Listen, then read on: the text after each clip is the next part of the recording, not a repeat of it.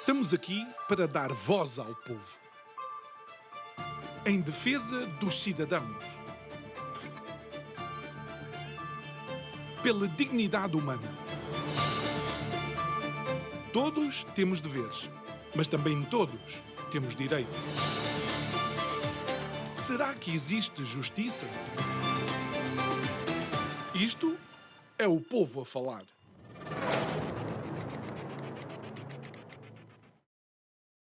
As questões da saúde mental devem cada vez mais estar na linha da frente das políticas de saúde pública para qualquer país.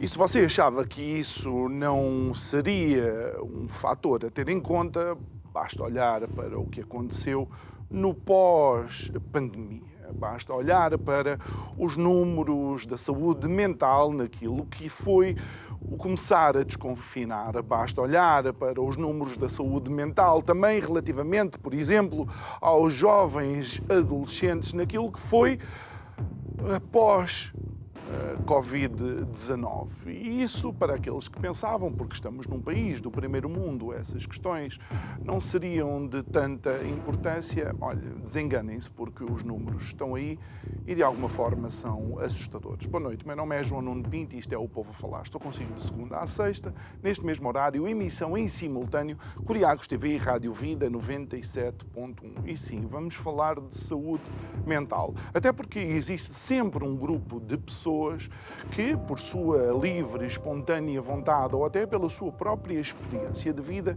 resolve abraçar estas temáticas. E ao olharmos para aquilo que estas pessoas fazem com as suas equipas, é extraordinário pensar que algumas delas conseguem fazer mais do que a própria tutela do setor da saúde. E é importante também entender o quão o diálogo entre uns e outros acaba por ser essencial para que depois a execução daquilo que são as propostas que estão no papel seja também efetiva e eficaz para a saúde mental. E há algo que nós temos que realmente dizer. Nenhuma família está livre de ter um ente querido seu com algum diagnóstico relativamente à questão da saúde mental. O que é importante é que todos aqueles que estão envolvidos na decisão e execução, de uma vez por todas, deixem de procurar única e exclusivamente alavancas políticas, publicitárias ou propagandísticas e comecem a colocar no terreno aquilo que todos nós, eventualmente, precisaremos. Digo eu, que não percebo nada.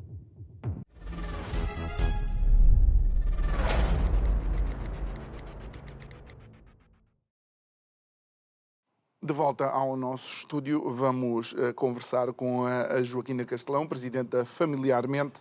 Obviamente, a Joaquina, embora já cá esteve a comentar, digamos, creio que o primeiro semestre do ano, as políticas de uma forma geral, este é o tema que a Joaquina sempre traz para conversar connosco, uma vez que preside a Familiarmente desde 2015, desde 2015 e agora, na próxima sexta-feira, preparam-se para ter o seu 9º encontro nacional, que vai ser no Centro de Congressos de Lisboa. E, Joaquina, comecemos por aí, porque, pelo que eu vejo, para além da lista de participantes ser ilustre, os temas também são importantes.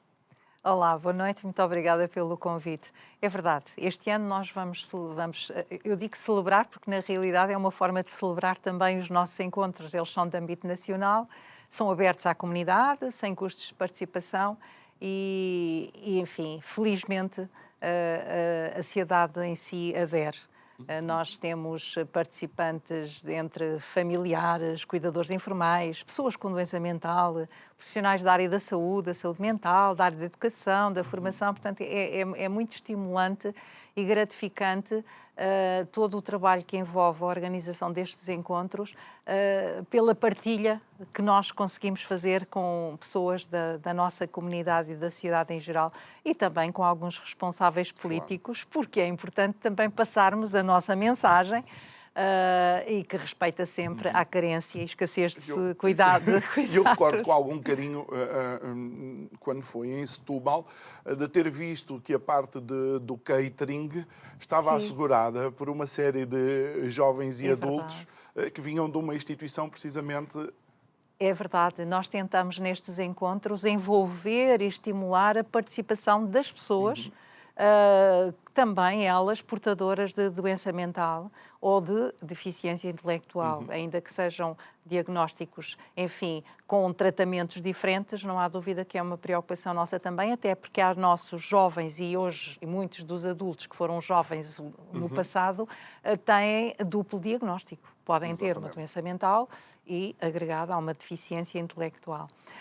Sim, nós fazemos sempre isso, não foi só em Setúbal, também fizemos em 2018 em Lisboa, sempre que conseguimos, na região onde vamos fazer os encontros, portanto estes encontros não decorrem sempre em Lisboa, porque é preciso descentralizar, é preciso levar a mensagem à nossa população que reside fora das grandes cidades e, portanto, nós, ao longo, nestes 9 anos que completamos de encontros de âmbito nacional, este é a terceira vez que fazemos em Lisboa, portanto, todos os 6 anteriores foram pelos diferentes pontos do país e para o ano, se Deus quiser, estamos a contar ir também para outra região do país, talvez para a região norte.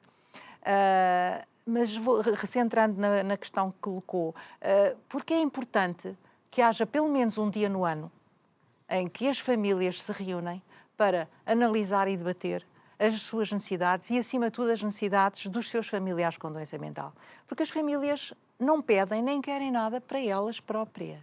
As famílias estão bem se os seus familiares também estiverem bem. Portanto, a nossa luta e o grande objetivo da Familiarmente, enquanto Federação de âmbito nacional das associações de famílias de pessoas com doença mental, é realmente contribuir para a melhoria da qualidade de vida, saúde e bem-estar dos nossos familiares e, consequentemente, de nós próprios também. E para isso é muito importante que as respostas que estão plasmadas em vários diplomas na área da saúde mental passem efetivamente à prática, isto é, que sejam implementadas.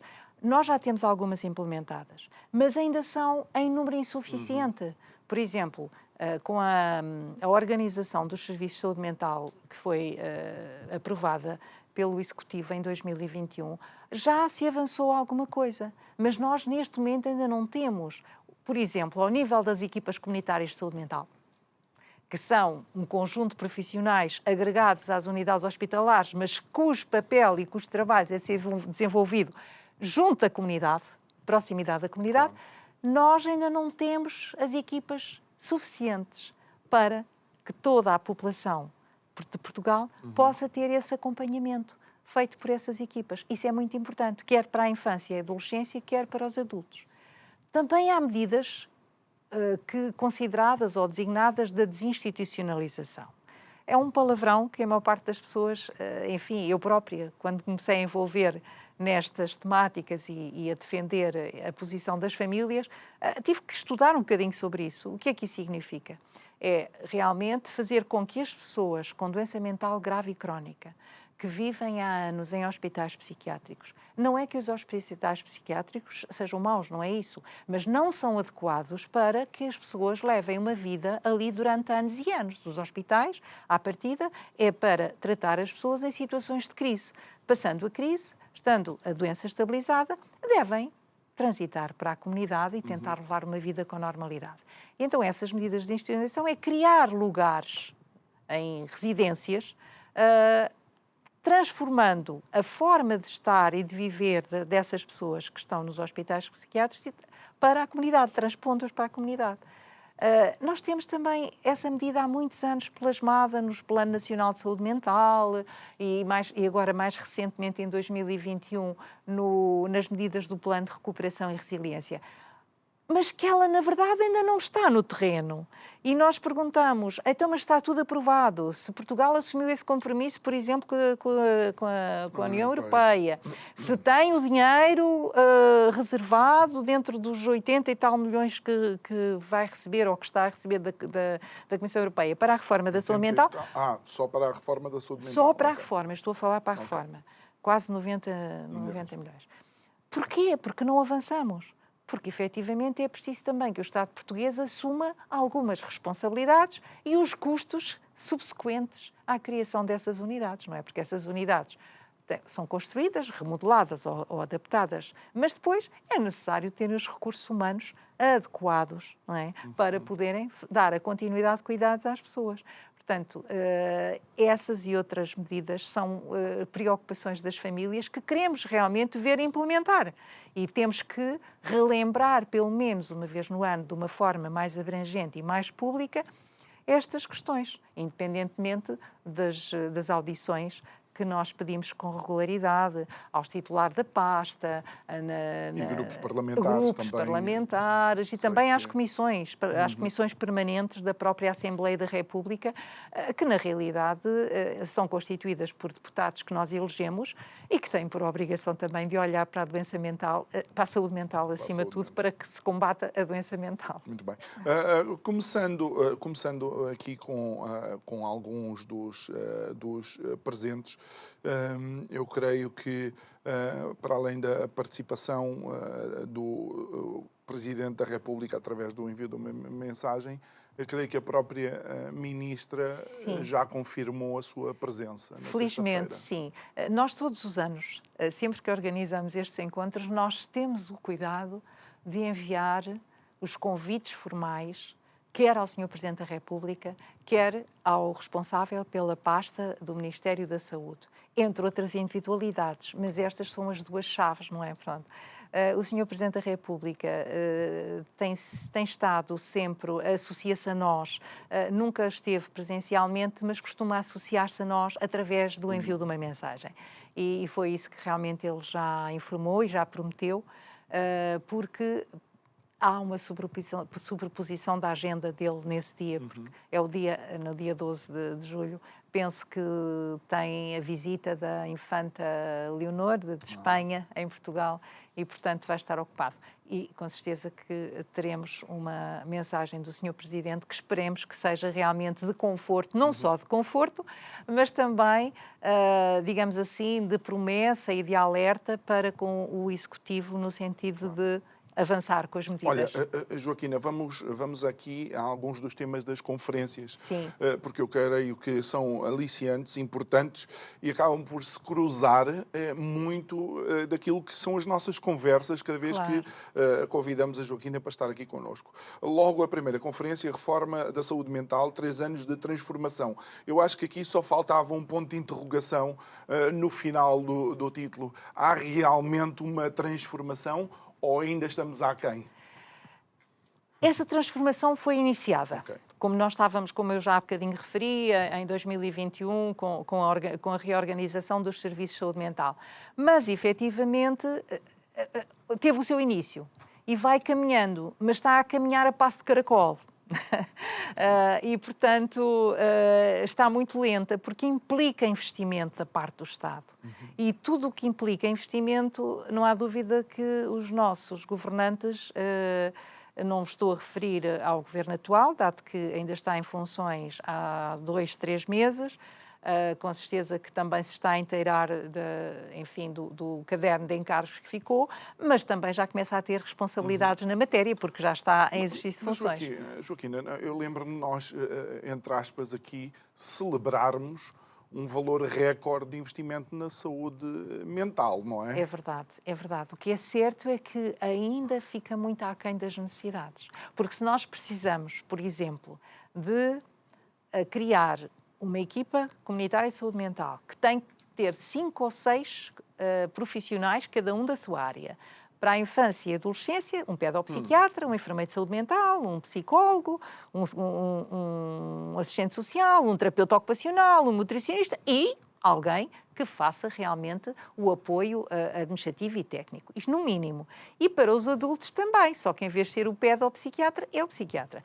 E se nós, se de acordo com os indicadores dizem que nós temos que ter uma equipa para a infância e a adolescência, por cada 100 a 200 mil habitantes, basta ir ao nosso censo de 2021 e ver que nós precisamos, no mínimo, de cerca de 100 equipas. E para os adultos precisamos do dobro, porque é uma equipa por cada 50 a 100 mil. Claro. A ver.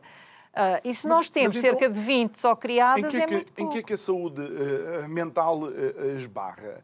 É no dinheiro, é na eficácia, é na agilidade das respostas? Porque recordo, numa das tuas participações, tu disseste que, inclusive, o próprio processo de admissão de um destes profissionais parece ad eterno. É verdade, porque está sujeita às regras da administração pública e, portanto, primeiro que tudo, ainda que, por exemplo, no caso das equipas comunitárias que estão a ser criadas e deveriam continuar a ser criadas no âmbito do PRR, que é o tal programa que nós temos, Recuperação e Resiliência para a Reforma da Saúde Mental, há dinheiro para criar 40 dessas equipas. 40, o que não é muito, nem serve o país todo, mas já seria uma boa contribuição. Infelizmente, o ano 2023 era previsto 10 equipas por cada ano, 21, 22, 23, 24 e 25. Ou melhor, 22, 23, 24 e 25. Só foram criadas ainda as de 2022. As de 2023 não chegaram a ser criadas ainda. E já estamos ou melhor, a meio do ano 2024. E com outro governo. Portanto, nós já estamos em falta com as 10 equipas de 2023 e as 2024 já deveriam estar neste momento a começar a trabalhar, porque a equipa tem que ser constituída e depois tem que receber formação adequada para poder fazer um trabalho multidisciplinar. Não é cada profissional trabalhar por si e separadamente, mas é em conjunto, para avaliar as necessidades de cada um dos doentes que tem a seu cargo e definir um plano de tratamento e de intervenção. Ora, se da parte do Governo, nomeadamente da área das finanças, não é dada a devida autorização para a contratação dos profissionais que estão em falta, porque muitas vezes a constituição dessas equipas não é necessário contratar todos os profissionais, porque alguns já existem no Serviço Nacional de Saúde, nomeadamente psiquiatras, enfermeiros de saúde mental, mas há outros profissionais que não existem ainda e que é preciso completar. Portanto, não houve autorização, não foi dada aval à abertura desses concursos. Se não é dado aval à abertura desses concursos, as pessoas não têm forma de coisa. E depois é o processo longo que é entre quando é a abertura do concurso até chegar à fase da contratação da pessoa. É um processo muito longo, moroso e que leva o seu tempo. Ou seja, realmente os governos sucessivamente apresentam os seus orçamentos, a execução orçamental é que é outra história. Bem, pois, mas neste caso é que nós estamos, o primeiro ano de funcionamento destas equipas até nem sai, digamos, não onera o nosso orçamento de Estado, porque é do PRR. A que acresce a aquisição de uma viatura elétrica até ao valor de 30 mil euros para cada uma dessas equipas. Porque uma equipa que é comunitária, que vai andar no terreno, que vai andar por ali, também não pode andar... Não é? Tem que ter... Os próprios também, não é? Não pode, quer dizer, nem deve, e ficaria muito mais caro. Em determinados territórios... Sim. E realmente o transporte próprio não é o mais ideal para um serviço público que deve ser prestado pelo Estado, não é? Depois temos também, não sei se conhece, uma Joaquina Castelão que vai falar os dilemas que as leis colocam às famílias. É verdade. Nós já tocámos aqui em alguns pontos, mas para onde é que vais tentar levar a audiência relativamente a isto? Fundamentalmente para as questões práticas relacionadas com a execução da Lei de Saúde Mental. Porque nós temos que respeitar e devemos respeitar os direitos das pessoas com doença mental e não só, até porque estão salvaguardados também na própria Lei de Saúde Mental, mas também não podemos, em nome dos direitos, da salvaguarda dos direitos das pessoas, cortar-lhes o acesso ao tratamento adequado. Porque se uma pessoa está com uma doença mental e se essa doença se vai agravando e essa pessoa não tem acesso ao tratamento atempado e adequado, tem uma crise grave. E como é que são tratadas essas crises graves? Tem que ser, muitas vezes, de uma forma involuntária. Daí a lei prever o tratamento involuntário, não é? E esse tratamento involuntário implica um conjunto de ações por parte, desencadeadas normalmente por alguém da família ou próximo, atendendo a que a pessoa que está com o doente não tem noção da condição em que está, porque os seus pensamentos, as suas atitudes, enfim, tudo nele está descompensado e não tem a noção de que necessita do tratamento. E, portanto, a família tem que desencadear um conjunto de procedimentos que não só são muito pesados em termos emocionais para a família, para quem faz isso, porque o sentimento de culpa também é muito grande, porque vou obrigar o meu familiar a aceder a tratamento, enfim, há um conjunto de emoções que a família vive. Só quem passa por isso. Porque o que nós queremos, acima de tudo, é que os nossos familiares tenham os seus direitos salvaguardados. Mas só salvaguardar os direitos, sem lhe dar o acesso ao tratamento adequado, também são as pessoas nessa situação, elas não estão a viver, elas não sabem em que mundo estão. Não é? Joaquina, permite-me, nós somos duas pessoas que não conhecemos isto da parte teórica, conhecemos na parte prática. Na prática, é verdade. E era importante, se calhar, que os telespectadores e os ouvintes da rádio tivessem a noção de que quando um familiar nosso está com uma crise relativamente à sua saúde mental, aquilo que nós queremos é que eles voltem ao normal, sendo que o normal deles já é um verdadeiro desafio para a família, mas é aquilo que nós sabemos lidar e é aquilo que os nossos comportamentos e a família em si criou rotinas para lidar com esse normal. Eu peço desculpa estar a utilizar estas palavras, mas creio que é um bocado assim, não é? É verdade, porque na realidade também é importante nós falarmos sempre e batermos nesta tecla. A doença mental tem tratamento. Claro. Pode não ter cura, mas tem tratamento. E é importante que as pessoas, aí a luta também das famílias, é que os nossos familiares, as pessoas com necessidades de doença mental, de tratamento de cuidados de saúde mental, tenham acesso e cuidado. Acima de tudo, um diagnóstico, que deve ser o mais rápido possível, e um tratamento adequado. E, para além do tratamento, o tal processo de reabilitação. Porque a pessoa, só com o tratamento, normalmente nós associamos o tratamento só à parte farmacológica, porque nas doenças mentais graves não há dúvida que é fundamental o tratamento à base de fármacos, não é? Porque a pessoa, se está com alucinações, está com delírios, se está muito depressiva, imagina uma pessoa que está com uma depressão grave e profunda, que não tem força anímica para nada, que passa o dia na cama, fechado. Nós temos que fazer qualquer coisa por essa pessoa, porque essa pessoa pode e deve ser reabilitada. E essa reabilitação, muitas vezes, tem que passar pelo tratamento farmacológico.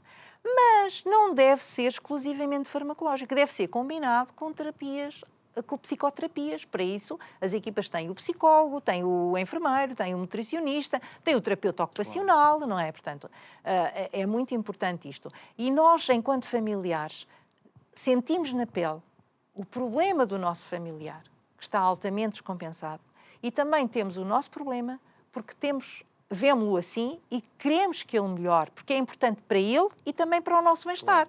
Porque, na realidade, a família, no seio de uma família, seja ela pequena, grande, pronto, até pode ser só um familiar, uma monofamília, pronto. Pode ser um pai, uma mãe, um irmão ou qualquer coisa.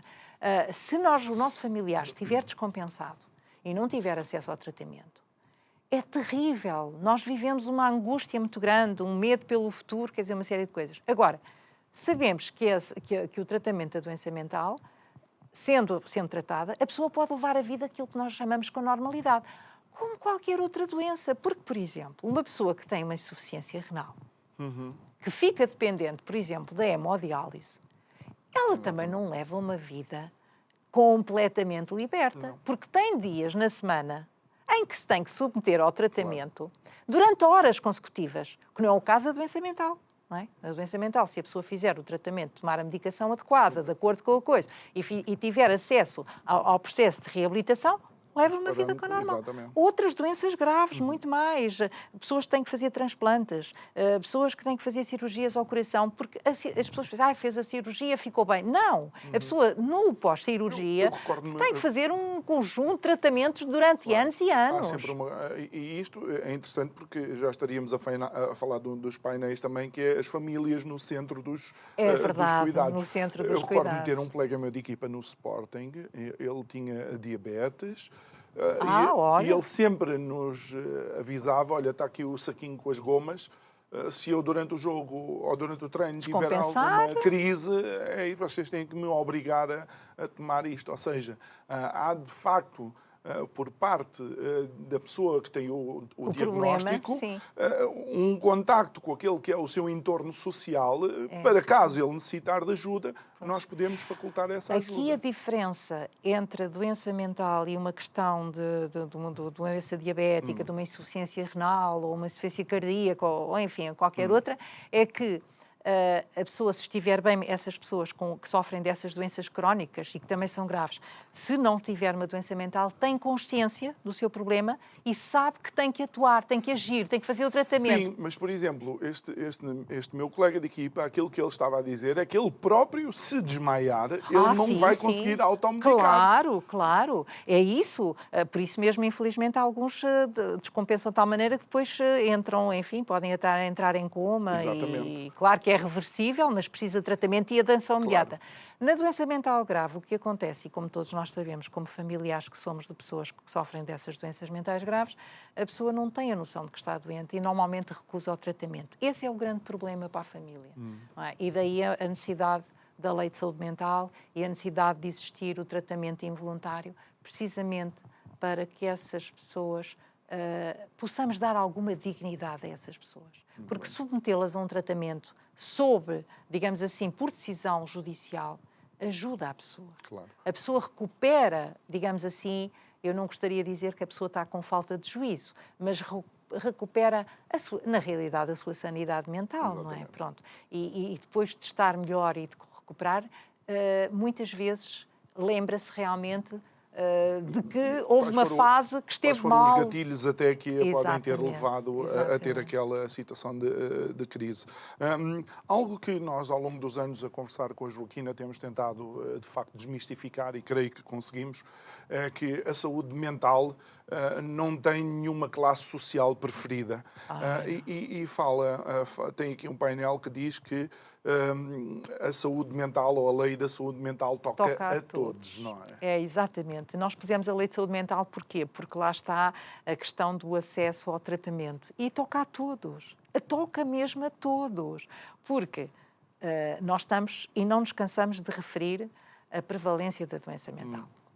Ainda que os nossos principais responsáveis pela área da saúde mental digam não está certo, nós dizemos que atinge 25% da população, ou seja, 1 em cada 4 pessoas, porque isso não está provado, porque nós não temos estudos, tal. O que é certo é que a própria Organização Mundial de Saúde, por exemplo, no relatório que publicou em junho de 2022, o próprio diretor da Organização Mundial de Saúde disse que 1 em cada 4 pessoas sofre de uma doença mental. Ora, isso corresponde a 25% da população. Exatamente. Porque nós continuamos a reportar-nos a um inquérito que foi feito a nível mundial pela própria Organização Mundial de Saúde em 2009, e nós estamos em 2024, em que, nessa altura, Portugal ocupava o 2º lugar entre os países da Europa com a taxa mais elevada de doença mental, de 22,9. 22,9 ou 23 é a mesma coisa. Ora, entre 2009 e 2024, depois temos passado por uma pandemia que nos obrigou a um isolamento e um confinamento e, enfim, a viver de uma forma completamente diferente daquilo que estava habituado, cortando relações sociais, ficando sem emprego, enfim, uma série de coisas, de acontecimentos subsequentes a isso. Claro que, eventualmente, devemos ter 25% da população a sofrer de doença mental. Ou talvez mais, porque, se não me engano, o espectro daquilo que é considerado doença mental aumentou. Sim. Com o aparecimento agora do burnout, que, por exemplo, não era considerado de certeza que em 2009 e agora... Sim. Pois, lá está. Depois nós também às vezes importamos os estrangeirismos, não é? Porque burnout o que é na realidade? É um esgotamento, se calhar. Um esgotamento, uma depressão. E há vários níveis de depressão, desde a ligeira, moderada à grave, não é? O burnout é isso, é nós atingirmos um ponto tal de saturação de várias, resultante da vida, do cotidiano, da nossa pressão no trabalho, da pressão na nossa família, da utilização dos transportes, do rendimento, do baixo rendimento que as famílias têm e usufruem para poderem gerir o seu orçamento familiar familiar e chegar a tudo, o tratamento dos filhos, a escola, a formação dos mais velhos, a saúde dos mais velhos, das pessoas. Portanto, não há dúvida que realmente hoje em dia a sociedade cada vez que vai evolui num certo sentido, não é? Por um lado é importante, mas por outro também aumenta as diferenças sociais que, na questão dos rendimentos, assim, que também influenciam a qualidade de vida e a nossa saúde mental. Agora, como dizia, e voltando àquilo que disse, a doença mental não escolhe nem estatuto social, nem idade, nem sexo, nem religião e muito menos a raça. Porque a nível mundial, até quase que se podemos afirmar que é nos países mais desenvolvidos em que a doença mental, digamos assim, pelo menos é mais diagnosticada. Exatamente, porque há o acesso privilegiado. Eu sou capaz de estar de acordo, porque há quem diga que, apesar de tudo, a qualidade dos nossos alimentos ultraprocessados não é a melhor até para... Pois, mas isso é outra... Não é muito bom, principalmente para a nossa saúde orgânica. Pronto. É outra história. E a própria competitividade da sociedade, exatamente. Não é? Portanto, isto é uma competição e estar a ver agora, embora, pronto, tenha a devida ressalva por causa da idade do atual presidente dos Estados Unidos, mas estar a ver, de facto, uma pessoa que vai começando a mostrar ali alguns comportamentos... Alguma debilidade a nível mental, sim. Cognitivas que deveriam, pelo menos, preocupar. Disse muito bem, cognitivas. Eu disse mental e tem razão. Depois, aqui tens o painel Famílias, Desafios à Participação. E tenho a sensação que teremos passado pelo mesmo... de querer assumir, desapaixonadamente, de alguma forma, o diagnóstico do nosso familiar e depois ver todo o entorno social. Coitadinhos, é a família do... Todos nós temos os nossos nomes, todos nós temos as nossas profissões e o nosso percurso de vida, mas acabamos por ficar conhecidos como é o pai e a mãe do, é o irmão do... Infelizmente,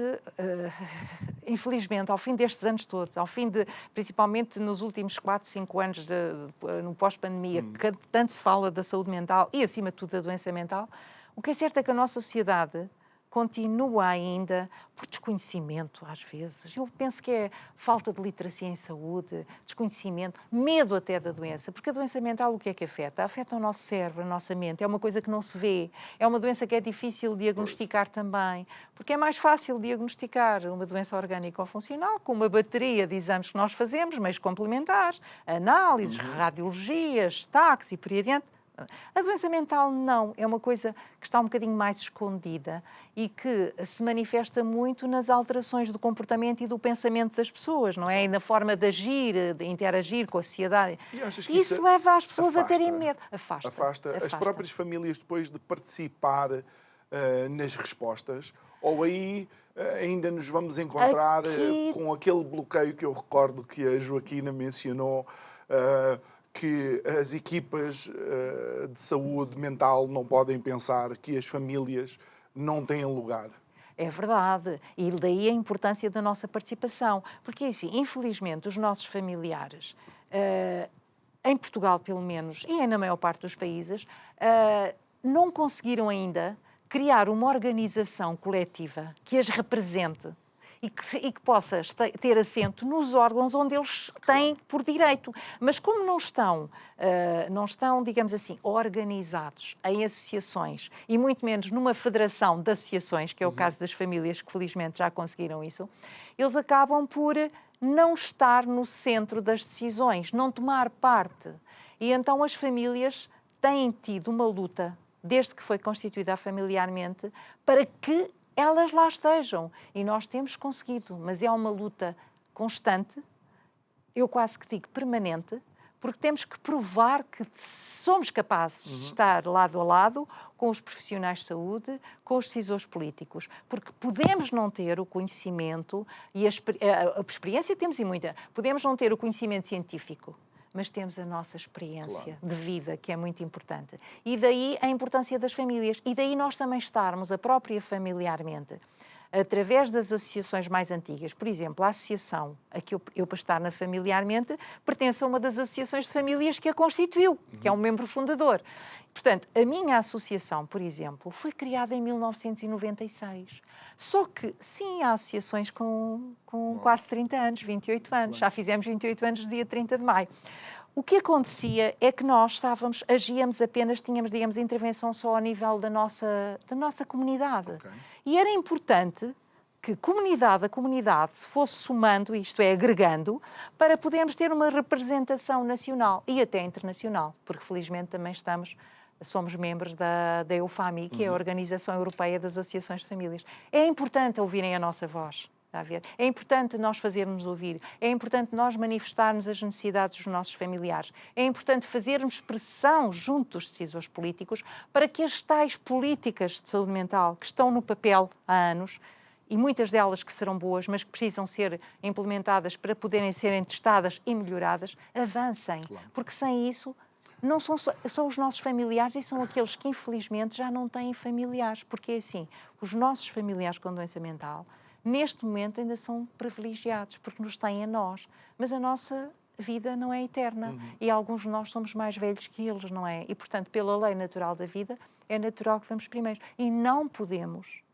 podemos abandonar a nossa causa, nem deixar que os nossos familiares e os familiares de outros familiares que infelizmente ainda não conseguem ter voz, não tenham acesso à dignidade a que merece o ser humano e aos cuidados de saúde mental. Que é o princípio básico da Constituição da República Portuguesa. Não é só o acesso à saúde, é o acesso também à continuidade de cuidados. Exatamente. A dignidade da vida humana aparece logo no preâmbulo, se não estou equivocado.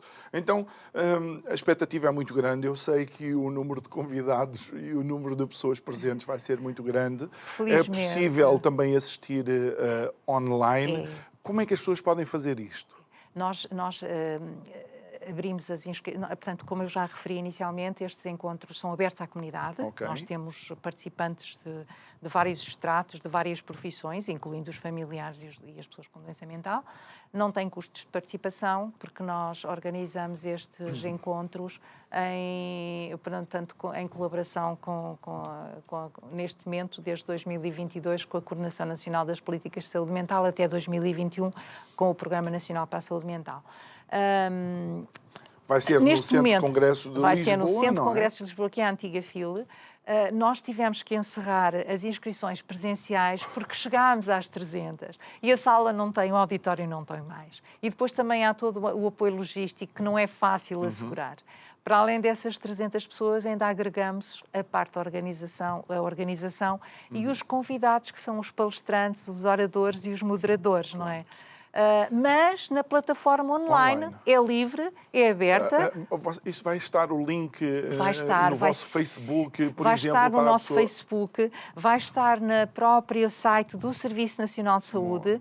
Neste momento, o programa terá sido publicado, foi já publicado também no site do Serviço Nacional de Saúde, no Facebook e no site da Coordenação Nacional das Políticas de Saúde Mental, e na quinta-feira, isto é, precisamente no dia 11, na véspera, vai estar também nas nossas páginas da Familiarmente, de todas as associações que pertencem à Familiarmente. É aberto, convido-os a acompanhar. Começa às 9h45 a sessão de abertura com a presença da Sra. Ministra e com a mensagem do Sr. Presidente da República e segue-se por aí adiante até às 17 horas. Muito bem. Entretanto, sei que recentemente a Joaquina participou num livro sobre a saúde mental. É verdade. Portanto, é um livro que o título é Saúde Mental e Serviço Social, Novas Perspectivas. É uma edição da Universidade Católica Portuguesa, do Departamento de Recursos Humanos. Tem testemunhos e tem também publicado 2 estudos que foram feitos. Um desses estudos a Familiarmente participou, porque foi um trabalho em parceria precisamente com a Universidade Católica e com a Associação Portuguesa dos Profissionais de Serviço Social. Demorou 6 a 8 anos, começou em 2016 e terminou em 2022, e eu aconselho a leitura porque é muito interessante. Fala do trabalho, porque o serviço social cada vez é mais importante na área da saúde mental, no apoio à família, no apoio ao doente e também na sua, digamos assim, não só no apoio, mas também em intervenções psicossociais que contribuem para a sua reabilitação e reintegração no mercado de trabalho. E também na área social. É interessante, é uma edição da Universidade Católica, eu não sei se ele está disponível em qualquer livraria, mas sei que na livraria da própria Universidade Católica está. Visitando talvez o site da Universidade. Somos vários coautoras, eu sou uma dessas coautoras com muito gosto e foi muito gratificante. Nós estamos nos últimos 10 minutos da conversa. E se estes 10 minutos eu vou, embora já tenhamos falado sobre isso, eu queria falar sobre a execução das políticas para a saúde mental.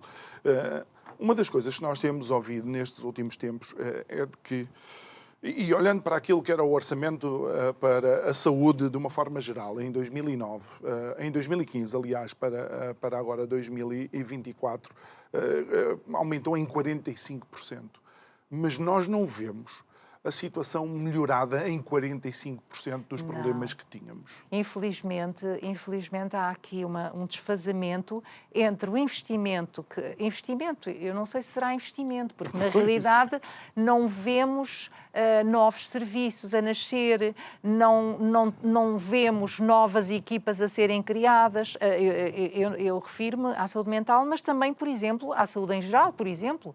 Nós continuamos com milhares de pessoas sem médico de família, que é a base do acesso ao Serviço Nacional de Saúde, não é? Porque sem o médico de família não há um pré-diagnóstico e não há um encaminhamento para as diferentes especialidades. Urgências fechadas, continuam as maternidades. É verdade.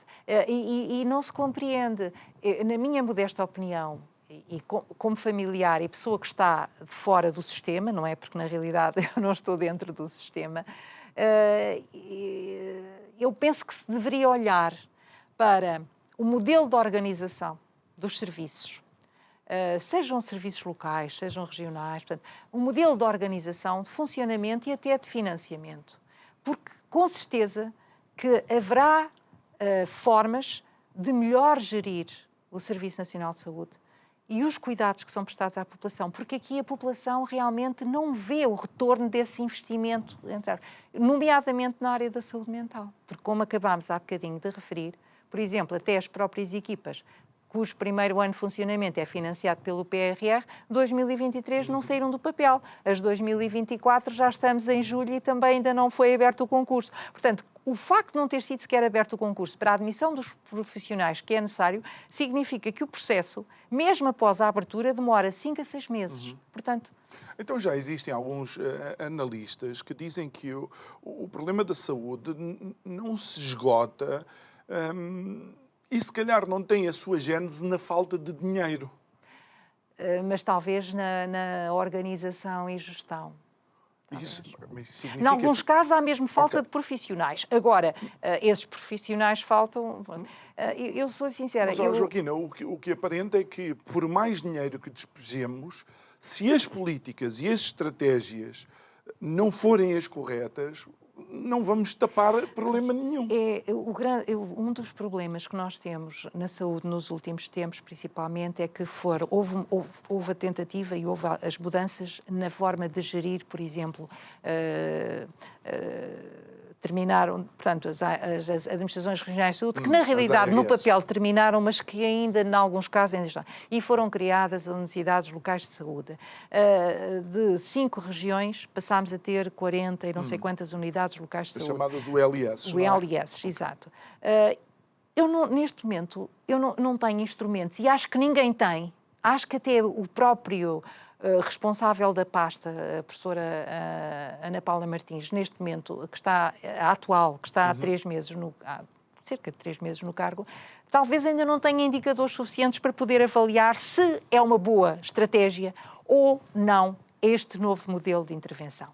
Por outro lado, a própria Comissão Executiva dava a sensação, para quem está de fora, que tínhamos dois titulares na área da saúde. Sim. Por um lado, o próprio Ministério da Saúde, não é? Com as suas secretarias de Estado, e por outro, a Direção Executiva. Há que redefinir melhor as competências de cada um destes órgãos e que não que não colidam as competências uns com os outros. Mas, por exemplo, na área da saúde mental, pelo pouco que eu sei, que realmente é pouco, é necessário realmente definir melhor a estratégia e as competências. Porque, por exemplo, nós temos uma Coordenação Nacional da Saúde Mental, que foi criada em 2021 por força da Organização dos Serviços de Saúde Mental. Mas será que tem as competências necessárias para poder realmente fazer uma gestão eficaz de tudo o que é da saúde mental? Por exemplo, os cuidados continuados integrados de saúde mental continuam à parte, num organismo à parte, que estavam até aqui, tinham sido agregados à Direção Executiva do Serviço Nacional de Saúde, mas com dois gestores, um da área da saúde, outro da área da segurança social, porque as respostas, digamos assim, interligam-se. Não significa que não continue assim. Agora, nessa área dos cuidados continuados, as famílias defendem que haja realmente uma avaliação criteriosa da forma como têm funcionado até agora esses cuidados continuados e uma reformulação completa do modelo de gestão, financiamento e coisa. Por causa da referenciação das pessoas. Porque nós temos algumas respostas que até foram criadas, mas depois temos os serviços de psiquiatria e saúde mental que não conseguem fazer as referenciações ou não têm informação suficiente para referenciar. Lá está, estamos a utilizar termos técnicos, que o comum dos mortais não é fazer o encaminhamento. Isto é, quando eu preciso fazer uma cirurgia, vou ao cirurgião e ele diz-me, agora vai marcar a sua... Neste caso não é bem isso, mas aquela pessoa, depois de ter o seu tratamento feito e de estar estabilizada, precisa de entrar num processo de reabilitação. Ou numa unidade socioocupacional, ou numa residência de treino, ou numa apoio moderado, está a ver? É isso. E são os serviços de saúde mental que têm que fazer esse encaminhamento. Portanto, as respostas são poucas, mas mesmo as poucas que existem até agora, muitas delas não têm os doentes. Eficácia. Mas é interessante porque podemos não ter equipas de apoio de proximidade para a saúde mental, mas eu quase que garanto que essas ULS têm alguém à frente delas, porque senão não existiriam. Pois têm, e nós sabemos que efetivamente a estrutura das OLS foi aprovada no início do ano pelo Executivo anterior, mas estão aprovadas. Digamos assim, está aprovada a composição de cada uma dos órgãos de gestão destas OLS e, efetivamente, cada OLS tem um conjunto de diretores, gestores, pois, eventualmente, não há dúvida que sim. Aliás, o diploma em que foi publicado com as nomeações são muitas, mas cada OLS... Claro. A estrutura da OLS foi aprovada dessa maneira. Não falemos de nomeações do governo anterior, enquanto ainda estava em gestão.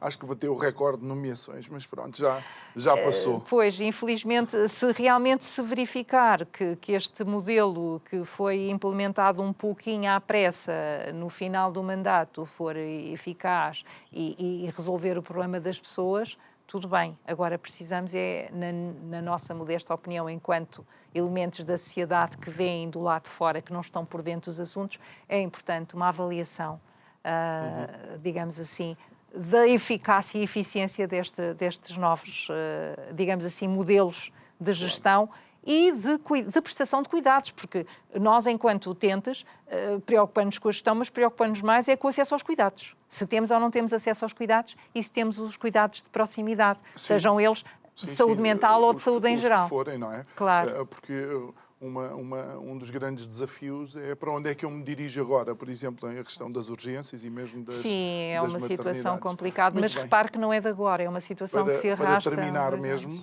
é uma situação que se arrasta há muito Há pelo tempo. menos 2 anos. Joaquina, fica o convite para os nossos ouvintes que possam estar lá no Centro de Congressos de Lisboa e participar no 9º encontro